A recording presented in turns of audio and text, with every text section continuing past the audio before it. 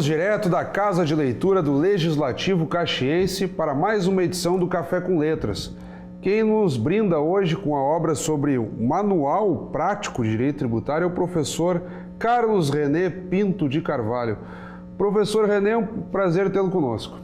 Bom, primeiro quero agradecer ao convite do Fábio, do Luiz Cláudio e da TV Câmara pela oportunidade de eu me manifestar como em primeira mão sobre o lançamento do meu livro Manual Prático de Direito Tributário. Então, por isso, quero agradecer ao convite dos dois e estou aqui para fazer uma análise completa do que contém o texto do livro e as questões que podem envolver os temas tributários.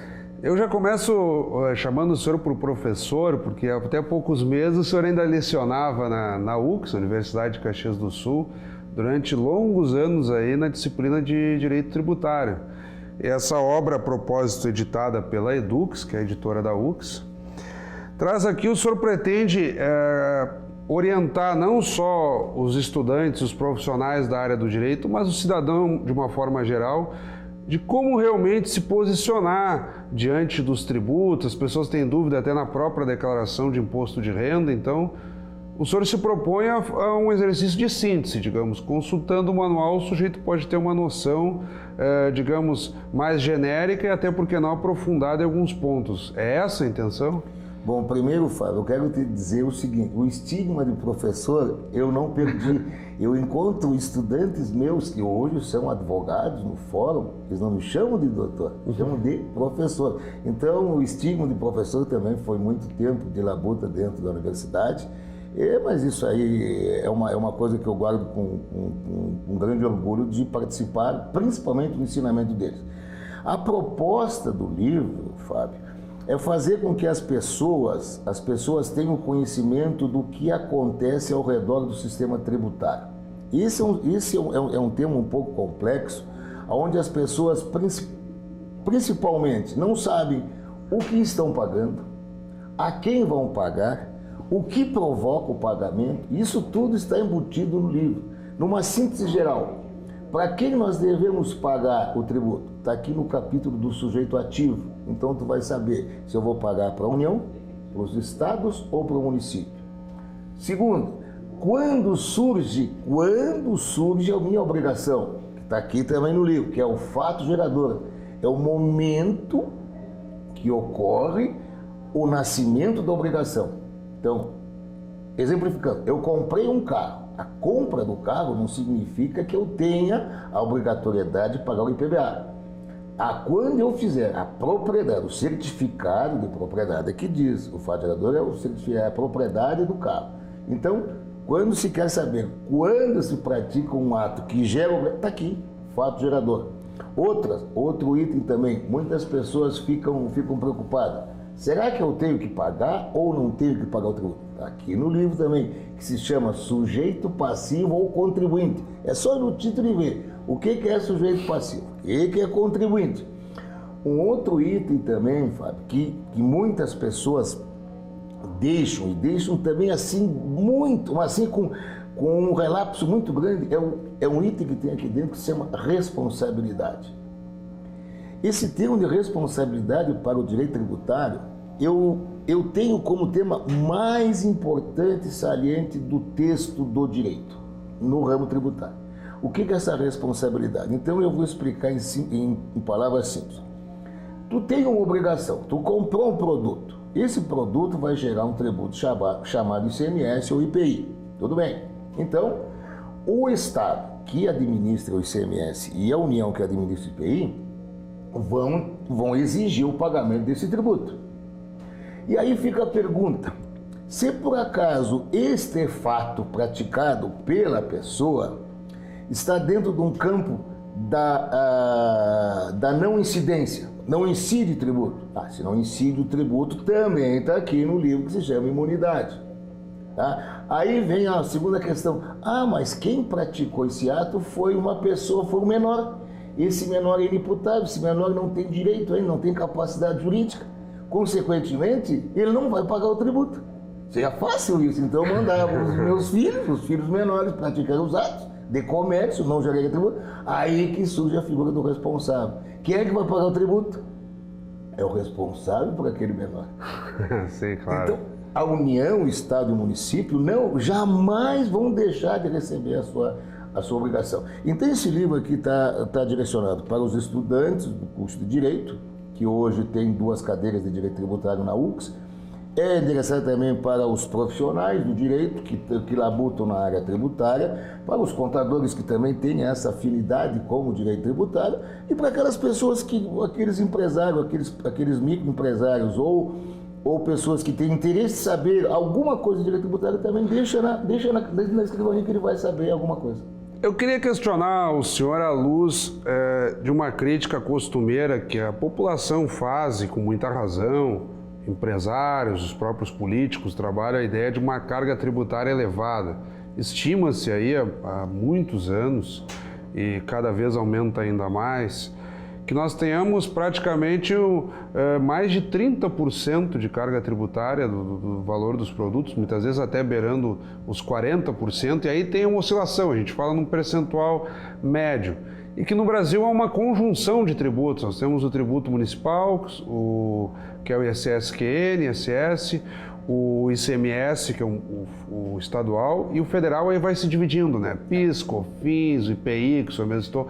Por que há uma conjunção tão grande de tributos, sendo que muito já se trabalhou, por exemplo, modelos europeus que trabalham pura e simplesmente com o chamado IVA, né? Que é Imposto sobre Valor Agregado.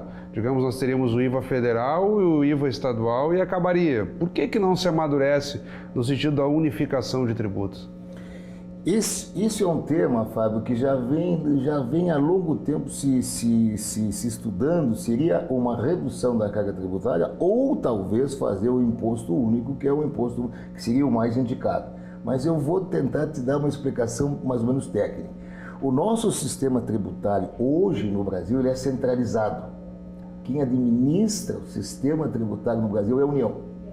É a União que faz, a não ser os tributos municipais, isso, o IPTU, o ISS, isso os municípios, e o ISS e o ICMS, o Estado administra em parte, porque ele tem que repassar para os municípios a arrecadação. Tem o fundo de participação. O fundo de participação. Então, a União administra como central a maioria dos grandes tributos.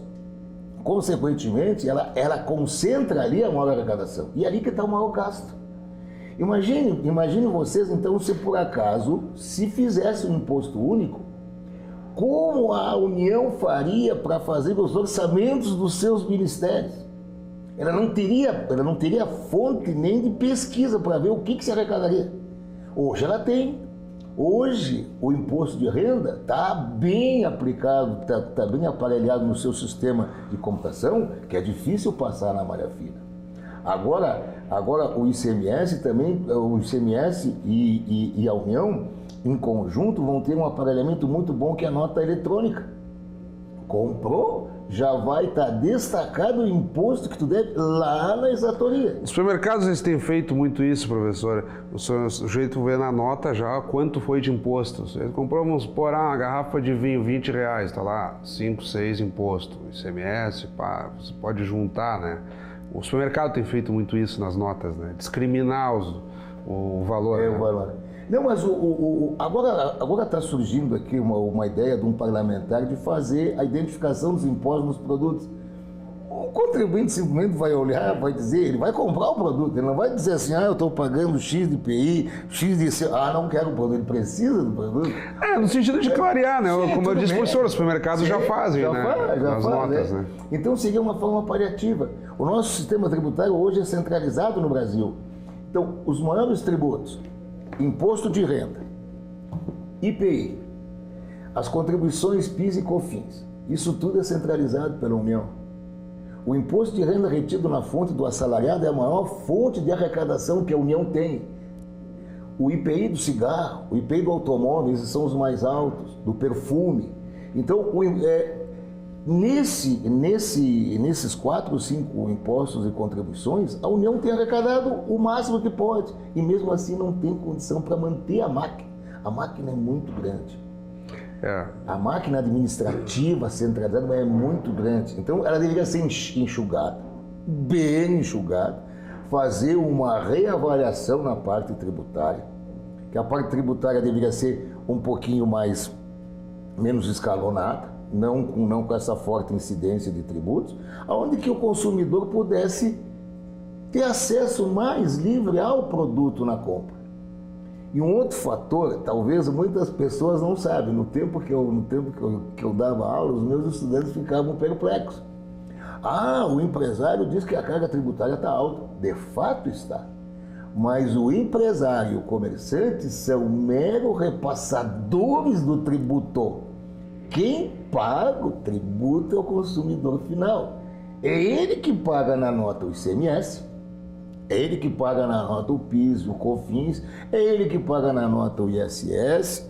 Então, o que o comerciante deveria fazer? Deveria pegar a parte dele, do seu produto, guardar ou ir registrar no seu caixa e fazer uma reserva do que deveria ser repassado para o Estado e para a União. Isso seria a conduta mais certa. Só que, de vez em quando, não dá para fazer isso, porque o comerciante se aperta no seu escalonamento de caixa. E o que ele vai fazer? Onde é que ele tem dinheiro? Eu tenho que pagar o ISS, o ICMS daqui a 20 dias. Eu vou ocupar esse dinheiro para ver se eu posso mais adiante dar a volta. Sim. E não dá. E aí começa a vir o ciclo. O que acontece? Então, o consumidor final lá, ele vai achar o produto caro. Se ele acha o produto caro, não tem demanda. Se não tem demanda, o comerciante, o empresário estão perdendo de vender o produto. Aí sim, aí ele pode reclamar. Aí, digamos que também, e a regra de mercado é muito clara, se o sujeito não tiver lucro, não tem razão de estar aberto. Digamos, o empresário não vai fazer um comércio para empatar pura e simplesmente, né? Então é óbvio que a reclamação começa nesse sentido, como o senhor fala, para preservar, digamos, a rolagem, o capital de giro, o empreendedor vai adiando o repasse tributário e quando vê ele tem que mexer na margem de lucro para colocar as contas em dia, né? É isso que acontece. E o maior exemplo está sendo dado pelo Estado do Rio Grande do Sul. O Estado do Rio Grande do Sul, dizem que foi o mandato anterior, não se sabe, utilizou os depósitos judiciais para pagamento de contas. Agora tu, Fábio, credores do Estado, como é que nós vamos receber isso aí se não tem mais dinheiro no caixa? Sim, precatórios. Eu vou me acreditar no precatório como? Se não tem dinheiro para pagar. Claro, e aí, por exemplo, eu cito de novo os supermercados, porque é muito evidente, quem nos acompanha deve presenciar isso. Aí o sujeito, do nada, um produto que custava R$30 passa a custar 20, 15. O sujeito praticamente tem que se desfazer daquele estoque ali, aí passado uma semana chega tudo com preço atualizado, custando mais que o dobro muitas vezes. Mas ele tem que fazer caixa. Aí tem que fazer caixa. Que é esse momento, o sujeito precisa ali pagar. Ele precisa caixa, porque então, o giro vai ser dado, ele tem que dar o giro. Então isso que acontece muitas vezes em supermercados, né? E aí já chega o produto com valor atualizado depois, né? Isso, com produto atualizado, com preço novo. Aí o sujeito fica se culpando, por que eu não comprei uma quantidade superior aí? Poderia ter pego um preço melhor, né? E uma outra coisa, Fábio, que de vez em quando, isso também é um fato muito importante dentro do ramo do direito tributário. O empresário, o grande empresário, esse está bem equiparado. Está bem equipado, tem setor de custos, setor jurídico, setor de avaliação. Isso é um questionamento que a grande empresa tem que ter. Mas o pequeno empresário, aquele que vende, recolhe o dinheiro, deposita ele no banco, paga as contas da empresa, o cara faz tudo. Ele faz tudo.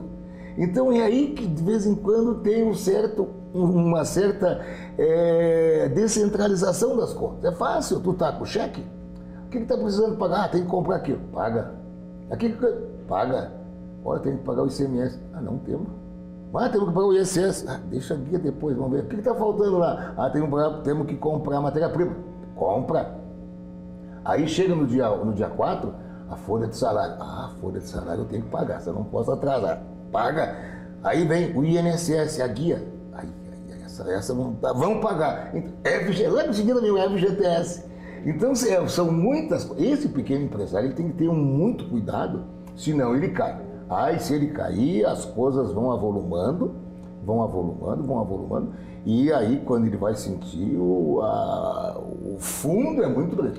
E outro ponto eu gostaria de ouvir o senhor, à luz desse debate tributário que o senhor nos propõe a partir da sua obra, Nós falamos aqui na dificuldade de unificação de tributos no Estado, que o senhor mesmo colocou que por um vício de orçamento, a União acaba contando com esse pacote tributário, então seria muito difícil ela abrir mão de alguns tributos. Outros falam que nós teríamos um dinamismo maior, até com possibilidade de aumento de arrecadação mais adiante, se os impostos não fossem cobrados na origem. Que houvesse uma ideia, aí naquele raciocínio do imposto sobre valor agregado, que fosse cobrado uma vez só, digamos assim, o sujeito vai fazer uma venda interestadual, tributaria só quando a mercadoria chegasse. Porque hoje nós temos diversas etapas na cadeia produtiva e cada vez que é superado uma dessas etapas, é incidido um imposto. Não sei se eu estou explicando adequadamente. Sim, tá. E como é que se daria, então, professor, essa ideia de mudar também o dinamismo da cobrança, digamos, no destino e não na origem? Bom, o problema da cobrança, Fábio, ele vai gerar uma sequência de atos que poderia provocar um certo constrangimento financeiro para os entes políticos. Então imagine a população se parar e dizer assim, a partir do mês tal ou do ano tal nós vamos fazer o imposto agregado, o imposto único. Hoje a margem de inadimplência é muito grande, gira em torno de 40% ou 60% de inadimplência. Então qual seria a vantagem de ter esse IVA ou o imposto único?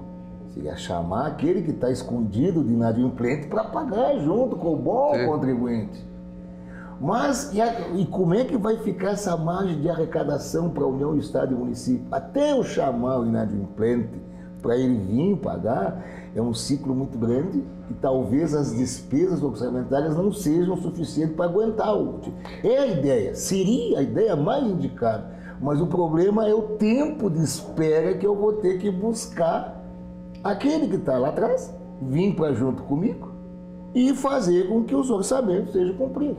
Na verdade não é que eu não quis defender o modelo, professor, eu tentei aqui coletar alguns debates pincelados nessas intermináveis discussões que o Congresso faz em torno da reforma tributária, só que acompanhando a sua manifestação fica muito claro o seguinte, entre o modelo ideal que simplifica a arrecadação, e o que já acontece hoje, o que acontece? Os gestores públicos ficam com medo de não ter a previsão, né? Claro. Do que realmente vai ganhar, então aí não avança, né? É isso que acontece. Então vamos, por exemplo, prático. Qual seria a vantagem que a União tivesse se ela facilitasse o contribuinte hoje?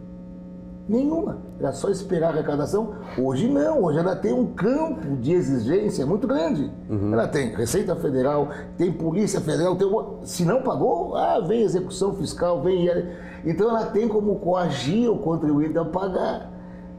Então, se por acaso não tivesse essa coisa, só esperasse do contribuinte fazer a sua contribuição com o imposto único, o IVA, ela não teria os 60% desse aparelhamento que ela teria que desmanchar. Seria fácil, é só colocar um orçamento bem feito e um sistema de arrecadação bem feito, pronto.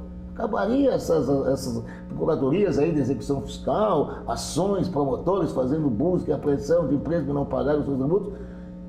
Facilitaria para ele, mas é mais vantagem ele deixar ou ele ter o controle. É bem mais fácil ele ter o controle, porque ele vai te exigir. O contribuinte fica com medo. Vocês não, Fábio, tu não imagina um contribuinte, aquele contribuinte que tem assim uma seriedade no seu trabalho. Ele te diz com orgulho, eu não devo nada para ninguém. Não devo nada para ninguém. Isso vai dar para ele um sentido de um bom executivo, ele está trabalhando dentro do sistema normal. Mas no momento em que ele falhar, ele não vai chegar lá no fim e dizer assim, eu paguei minha tributação 20 anos no dia, agora porque eu atrasei 20 dias, vocês estão me cobrando judicialmente. Aquilo que ele pagou 20 anos não vai valer nada. Sim, não fez mais que obrigação. Não fez mais que obrigação dele. Não pode ser um argumento de direito. Muita gente diz assim, eu vou atrasar porque eu já paguei isso aí sempre em dia. Não faça isso. Não utilize esse argumento porque não há defesa. Não é defesa nesse sentido. Nós estamos um pouco além do nosso tempo, professor René. Eu gostaria que o senhor, de uma forma breve, diante de todas essas dificuldades que o senhor aponta na gestão tributária do nosso país, como então tentar se aproximar de outros modelos praticados em outros países do mundo, de modo que o Brasil tivesse pelo menos uma cobrança um pouco mais racional? Por onde seria esse caminho que tanto o Congresso Nacional tentou trilhar em discussões intermináveis de reforma, mas que nunca avançaram de uma forma efetiva realmente? Bom, o problema, Fábio, é tudo uma estrutura constitucional. Muitas vezes as pessoas falam assim, tem reforma, a reforma tributária vai tirar o ISS do município, vai passar para a União, vai tirar o IPTU. Isso não existe. O sistema federativo não permite essa condição. Então, o que teria que se fazer? Teria que se reformular a parte constitucional, se refazer o sistema tributário, se refazer ele todo, descentralizar da União, fazer com que os estados e os municípios tivessem uma participação mais efetiva na arrecadação e fazer com que os orçamentos também não ultrapassassem os limites de arrecadação. Eu não posso. O Estado com o ICMS do Estado, veja bem, o que se arrecada de ICMS no Estado? Não se paga a folha de pagamento. Veja bem aonde que nós estamos dentro do sistema. Claro. Toda arrecadação não tem dificuldade de pagar a folha do Estado. Então imagina, se não houver uma reciclagem, se não houver uma reforma. E outra coisa, o mais interessante é isso, quem faz a lei é o legislativo. Então teria que ter a mentalidade lá nos políticos de se fazer isso, de se mudar o sistema tributário, fazer com que as arrecadações estivessem mais ajustadas aos seus orçamentos, o Estado participasse mais, o município participasse mais, mas aí é um ciclo muito grande, não é fácil. Teria que se fazer uma mudança constitucional, uma mudança de ideia política muito grande e uma racionalização para que o consumidor também tivesse a oportunidade de dizer assim, eu estou pagando um produto com preço normal. Esse preço aqui é o preço justo que eu vou consumir e o comerciante vai fazer a sua contribuição. Então é um trabalho, Fábio de Deus, é um trabalho. Não sei se nós ou os netos nossos vão ter essa oportunidade. Porque aí é uma mudança de cultura. Cultura. O próprio conceito, por exemplo, o brasileiro ainda tem muito aquela visão que o Estado tem a obrigação de fazer tudo. Ao mesmo tempo que ele critica a função do Estado, ele espera que o Estado também o socorra. Os próprios empresários têm isso, mas e agora? Não vai sair uma linha de crédito, não vai sair um financiamento? Quer dizer, ainda tem aquela visão, né, do Estado como o que tem que resolver tudo, né? Porque elegemos tem que resolver tudo. Como ente político que tem que medar todas as soluções. E aí começa a faltar dinheiro, né? Falta dinheiro. E faltando dinheiro para o empresário, falta mão de obra. E o ciclo vicioso é interessante, porque na medida em que o Estado começa a ter dificuldades, ele também desconta no cidadão, né? Sim. Ele tem que aumentar, ele começa a aumentar a tributação para arrecadar ainda mais e mesmo assim não consegue prestar o serviço adequadamente. É um ciclo vicioso. Sim. E outra coisa que também muitas pessoas, eu no meu tempo de professor, eu fazia essa indagação com meus alunos. Vocês têm todo o direito de exigir. Se está faltando luz, se está faltando pavimentação na rua, vocês estão pagando os impostos, exijam. Mas como é que nós vamos fazer, prof? Como é que nós vamos fazer? Vamos, a secretaria, pelo menos manifestem aquilo que vocês... Não adianta vocês ficar calados, só dizer, eu não paguei IPTU, tá caro, IPTU, tá caro. Não adianta. Isso tu dizer para mim, tu tem que dizer para o ente político correto, vai lá na prefeitura, nem que faz um protocolo lá dizendo... Tu vai ver que amanhã depois da tua casa, lá na frente, vai estar pavimentada, a luz vai ter, porque a única coisa que eles podem dizer para vocês é o seguinte, nós não temos recurso. Vamos, eu estou pagando, eu não quero saber, eu estou pagando. Sim, o meu eu estou pagando. Então, aí tu coloca o ente político quanto aparente. Puxa, filho, esse cara está pagando, está me exigindo, onde é que está o dinheiro? E aí começa a busca. Onde é que está o dinheiro? Onde é que está o dinheiro? Quanto ele está totalmente diluído em outras. Sim, eu citei para o senhor não que o Estado não tenha que fazer, é evidente que ele tem que... Ele é tem um dever dele. É um dever prestar o serviço.